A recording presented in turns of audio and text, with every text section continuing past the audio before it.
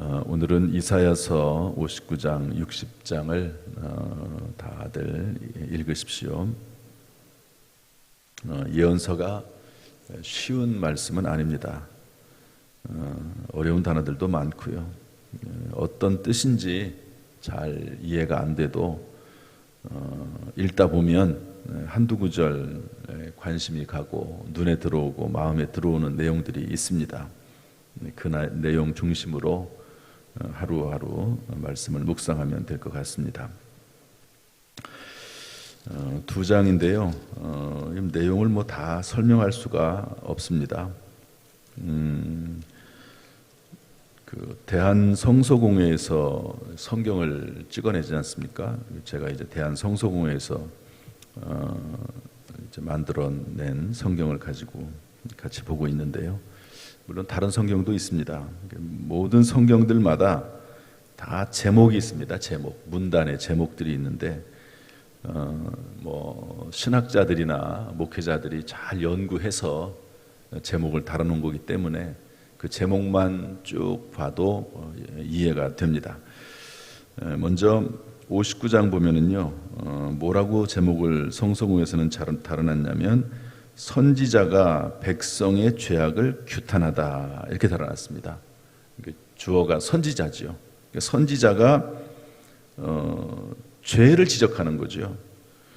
그러면서 1절에 여호와의 손이 짧아 구원하지 못하심도 아니고 귀가 둔해서 듣지 못하심도 아니다. 오직 하나님과 너희 사이에 죄가 있어서 그 죄 때문에 하나님께서 듣지 않으시는 것이다. 가려져 있어서 듣지 않으신다. 그래서 이 선지자가 죄를 지적하는 내용이 1절부터 8절까지 나옵니다. 그리고 나서 이제 9절 윗부분에 가면 뭐라고 되어 있냐면 한번 따라합시다. 백성이 죄악을 자백하다. 이건 잘 되는 거죠. 선지자가 죄를 지적하니까 백성들이 죄를 자백하는 겁니다. 자백. 11절 말씀 보면 우리가 곰같이 부르짖으며 비둘기같이 슬피 울며 정의를 바라나 구원을 바라나 우리에게서 멀도다. 이는 우리의 허물이 주의 앞에 심히 많으며 이러면서 죄에 대해서 고백하는 내용이 나오고요. 그 다음에 이제 16절 바로 전에 이게 15절과 16절 사이로 잡아놨는데 이렇게 이제 백성이 죄를 자백하니까 하나님께서 백성을 구원하려고 하시다 이렇게 제목을 잡았습니다. 한번 따라서 할까요? 하나님께서 백성을 구원하려고 하시다. 그러니까 흐름이 이해가 되죠. 선지자가 죄를 지적을 하고 백성들이 회개하고 그것을 들으시고 하나님께서 구원하려고 하시고 그러다가 이제 60장으로 넘어가면 이렇게 되어 있습니다. 60장은 제목이 하나로 되어 있어요. 대한성서공회에서는 예루살렘이 받을 영광 이렇게 되어 있습니다. 따라합시다. 예루살렘이 받을 영광.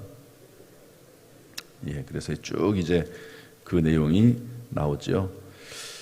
뒤로 넘어가면 다시는 강포한 일이 내게 없을 것이다. 19절 다시는 낮에 해가 내 빛이 되지 아니하고 하나님이 내 영광이 되겠다. 또 22절 가면 때가 되면 나 여호와가 속히 이루겠다. 15절 뒷부분에 가면 이제는 내가 너를 영원한 아름다움과 대대의 기쁨이 되게 하겠다. 이러면서 그야말로 이스라엘의 회복에 대해서 이렇게 설명하고 있습니다. 오늘 이런 흐름만 알아도 성경을 읽기가 얼마나 편한지 모릅니다. 그래서 성경을 읽다가 잘 이해가 안 되면 이런 큰 제목이라도 보시면 되고 또 주석서들이 있습니다. 주석서들 거기에 큰 흐름을 이해하면 될 것 같습니다. 아무튼 이런 내용으로 이제 오늘 본문이 진행이 됩니다. 성경을 읽으면서 내용에 대해서 이제 파악을 하는 거죠.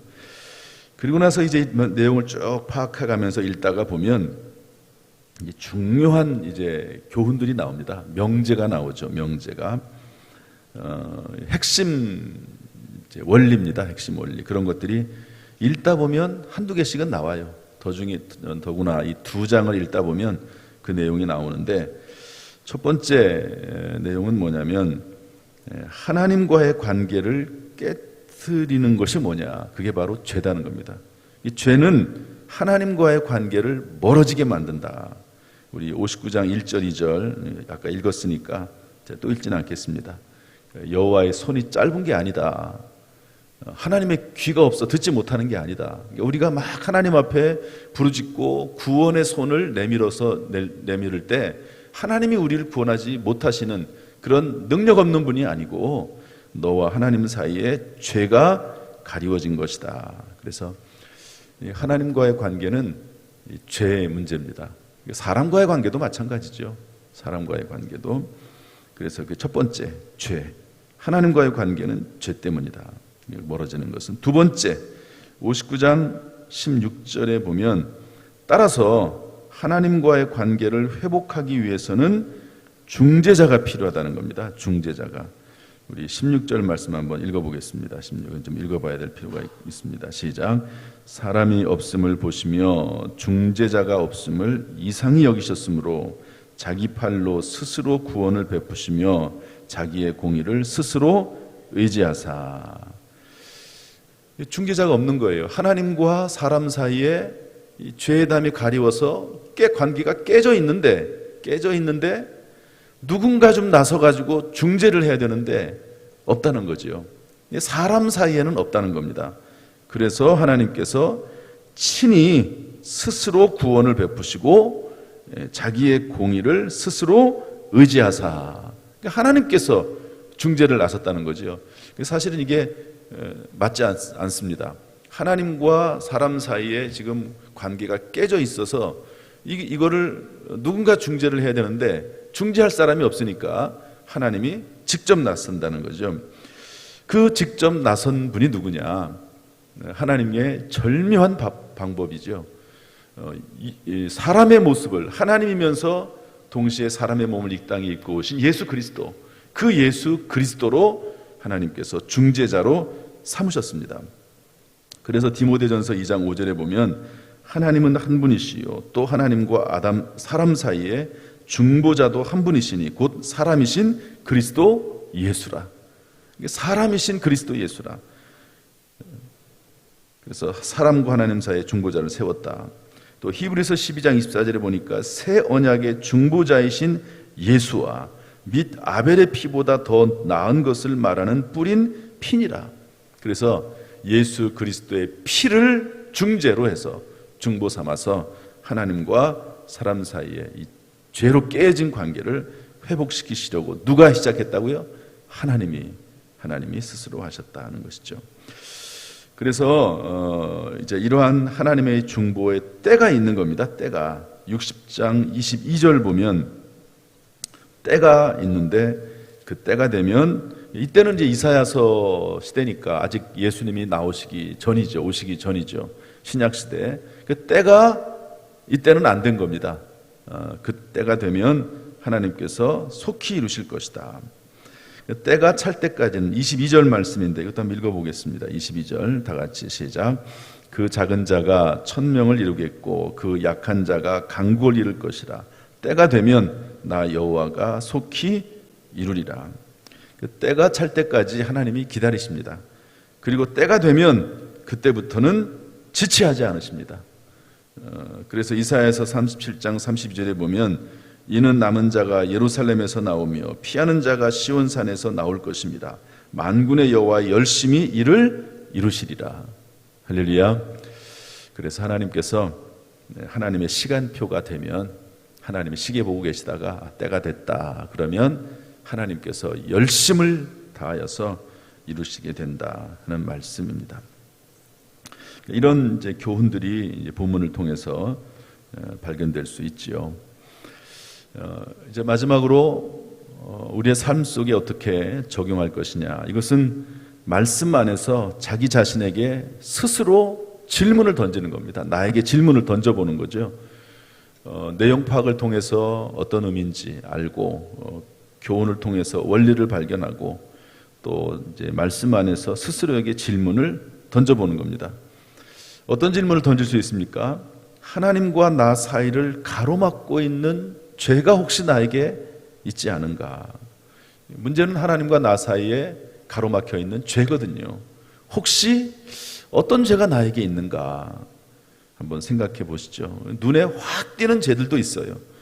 다윗이 간음죄를 저지르고 살인 교사하고 이것은 눈에 확 띄는 죄죠. 가룟 유다가 사탄의 유혹을 받아서 예수님을 팔아넘긴 거, 이런 것들 눈에 확 띄는 죄입니다. 그 정도는 아니더라도 베드로 같은 분은 혈기가 문제거든요. 혈기 때문에 예수님이 십자가 지시겠다고 할 때 막 예수님 붙잡고 만류했습니다. 이런 것도 사탄이 틈타면 죄가 되는 것입니다. 이런 것들을 성경은 이렇게 정리하고 있습니다. 육신의 정욕과 안목의 정욕과 이생의 자랑. 그래서 하와가 이 죄에 넘어가거든요. 선악과를 바라보니까 보함직도 하고, 이게 안목의 정욕입니다. 먹음직도 하고 육신의 정욕입니다. 지혜롭게 할 만큼 탐스럽기도 하다. 이생의 자랑이거든요. 다 이런 흐름에 넘어갑니다. 그리고 사탄 마귀도 예수님이 40일 금식하면서 기도했을 때 시험했던 내용이 똑같아요. 육신의 정욕, 안목의 정욕, 이생의 자랑. 예수님에게 찾아가서 돌이 떡덩이가 되게 해서 먹어라. 육신의 정욕입니다. 또 지극히 높은 산에 올라가서 천하만국의 영광을 보여주면서 이 도시를 다 너에게 주겠다. 나에게 절하라. 안목의 정욕이거든요. 너무 얼마나 그 큰 도시를 다 주겠다고 하니까. 그 다음에 거룩한 성전 꼭대기에 올라가서 뛰어내려라. 천사들이 받쳐줄 것이다. 이러면 사람들이 보고 다 놀랄 것 아닙니까? 이생의 자랑이죠. 이런 것들이 끊임없이 유혹을 하면서 우리를 죄악에 빠뜨린다 하는 것이죠. 디모데전서 6장 10절에는 돈을 사랑함이 일만하게 뿌리가 된다고 했습니다. 그래서 아무튼 이 죄가 우리를 가로막고 있는 것이죠. 혹시 나와 하나님 사이에 가로막혀 있는 것이 무엇인지 오늘 생각을 하면서 또 묵상하면서 하루 살아나가시고 그 관계를 깨뜨리고 있는 것을 푸는 그런 은혜가 있어야 될 줄 압니다. 두 번째로 어떻게 스스로에게 전 질문을 던져볼 수 있을까? 나의 문제에 있어서 하나님의 시간표는 어디까지 왔다고 생각하는가 하는 질문 한번 해보시길 바랍니다. 60장 20절 보면 때가 되면 이루신다고 그랬고, 때가 되면 속히 이루시리라. 때가 되면 이루어지지 않는 것은 뭡니까? 때가 아직 안 된 거잖아요. 그러면 도대체 나의 때는 언제이십니까? 왜 아직 때가 안 되었다고 생각하는가 하는 것이죠. 여러분, 요셉이 17살에 애굽에 붙잡혀가서 30살에 총리가 됩니다. 13년입니다. 13년. 그 기간 동안 종살이하고 옥살이하고 그 안에서 얼마나 기도했겠습니까? 얼마나 또 낙심도 했겠습니까? 얼마나 힘들어 했겠습니까? 하나님 말씀 붙잡고 사는 게 얼마나 어렵겠습니까? 그러나 요셉이 하나님의 때를 기다리면서 하나님에 대한 신뢰를 저버리지 않으면서 믿음으로 인내했죠. 믿음으로 인내했을 뿐만 아니라 그런 상황 가운데서도 현실에 성실했습니다. 종살이 하면서도 인정을 받아서 총리가 됐고, 또 옥살이 하면서도 인정을 받아가지고 그 감옥의 전체 일을 돌아보는 그런 또 감옥의 총무도 됐습니다. 그러니까 믿음을 가지고 환경은 어려운데 하나님을 믿는 믿음 안에서 인내하면서 또 그 환경에 처해진 상황 속에서도 최선을 다해서 인정받고 열매를 거뒀던 것을 볼 수가 있습니다. 하나님이 시계를 보고 계십니다. 하나님의 때를 바라보면서 내가 어떻게 지금 현재를 성실하게 살아갈 것이냐 하는 것을 한번 오늘 묵상하는 그런 하루가 될 수 있기를 바랍니다. 하나님께서 오늘 하루도 우리 모든 성도님들을 승리케 하시고 마음에 평강 주시기를 주님의 이름으로 축복합니다. 영육간에 강건하게 하시기를 주님의 이름으로 축원합니다. 기도하겠습니다. 하나님 아버지, 오늘 하루 이 말씀을 깊이 묵상하게 하시고 하나님과 사람 사이에 또 우리 각자 사이에 가로막힌 것을 제거할 수 있는 그런 믿음을 허락하여 주옵소서. 하나님의 시간, 하나님의 때를 믿음으로 인내하며 성실하게 현재 충성할 수 있는, 성실할 수 있는 그런 지혜와 능력을 허락하여 주옵소서. 오늘도 승리케 하시기를 원하오며 예수님의 이름으로 축복하며 기도하옵나이다. 아멘. 이제는 우리 주 예수 그리스도의 은혜와 아버지 하나님의 무한하신 사랑과 성령님의 교통하심이 이 시간 주 앞에 나와 예배드리며 기도하며 찬송하는 모든 성도들, 실시간으로 영상으로 예배드리고 말씀 듣는 모든 성도들에게 그 가정, 직장, 사업, 자녀, 심령 위에, 특별히 오늘 하루의 삶 위에 함께 하시기를 간절히 축원하옵나이다. 아멘.